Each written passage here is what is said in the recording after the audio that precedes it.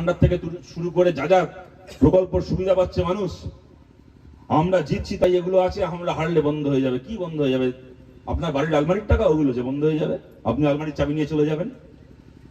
এই সামাজিক সুরক্ষা প্রকল্প আপনারা জানেন, এমন নয় যে এই প্রকল্পগুলো সব মমতা ব্যানার্জি চালু করা। বহু প্রকল্প বামফ্রন্ট সরকারের সময় থেকে চলছে, স্কুলে সাইকেল দেওয়া থেকে শুরু করে, রেশন থেকে শুরু করে, বার্ধক্য ভাতা, বিধবা ভাতা, আদিবাসী ছেলে মেয়েদের জন্য স্কলারশিপ, হোস্টেল, এই যাবতীয় প্রকল্প বামফ্রন্ট সরকারের সময় থেকে চলছে। নিশ্চয়ই কিছু প্রকল্প মমতা বন্দ্যোপাধ্যায় এসে চালু করেছেন, আমাদের সময় চলা প্রকল্প নাম পাল্টে নিজের ছবি লাগিয়ে সেই প্রকল্প চালাচ্ছেন, এরকম আছে।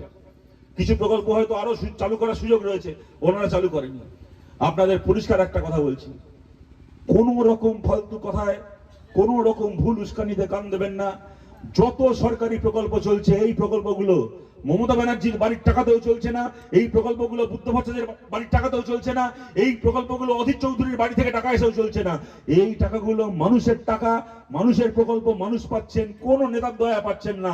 আমরা জিতলে এই প্রকল্প যেমন চলছে তেমন চলবে, আরো ভালো করে চলবে। প্রতিটা প্রকল্পে টাকার বরাদ্দ পারবে, মা বোনেরা যেমন টাকা পাচ্ছেন, যা যা প্রকল্পের সুবিধা মানুষ পাচ্ছেন সব পাবেন।